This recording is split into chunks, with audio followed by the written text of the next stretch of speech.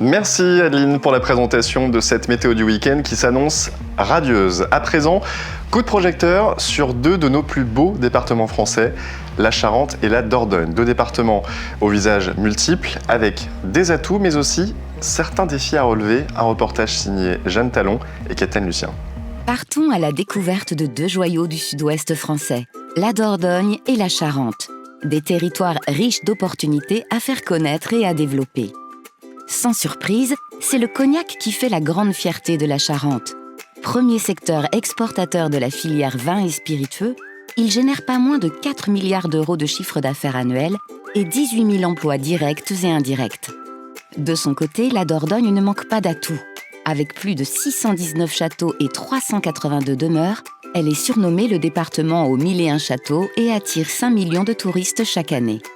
Mais si Charente et Dordogne évoquent en premier lieu des paysages champêtres avec une forte activité agricole, l'industrie n'est pas en reste.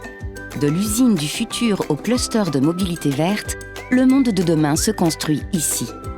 Les deux départements sont d'ailleurs des acteurs moteurs en matière d'énergie renouvelable, avec une forte présence de l'éolien en Charente, tandis que la Dordogne tire profit de l'hydraulique, en plus bien sûr d'une importante contribution du photovoltaïsme.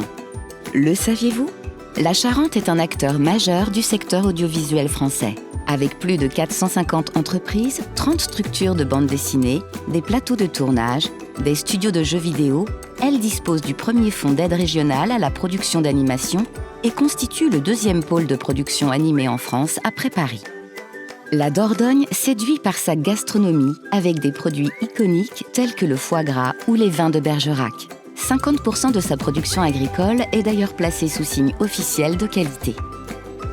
Une ombre au tableau dans ce portrait idyllique, une démographie légèrement mais régulièrement déclinante et des habitants plus âgés que la moyenne nationale malgré un tiers de la population qui a moins de 30 ans.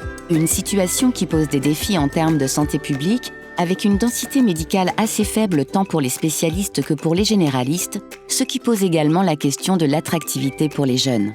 Charente et Dordogne sauront-elles faire valoir leurs indéniables richesses auprès des nouvelles générations tout en prenant soin de leurs anciens ? Gageons qu'elles sauront relever le défi.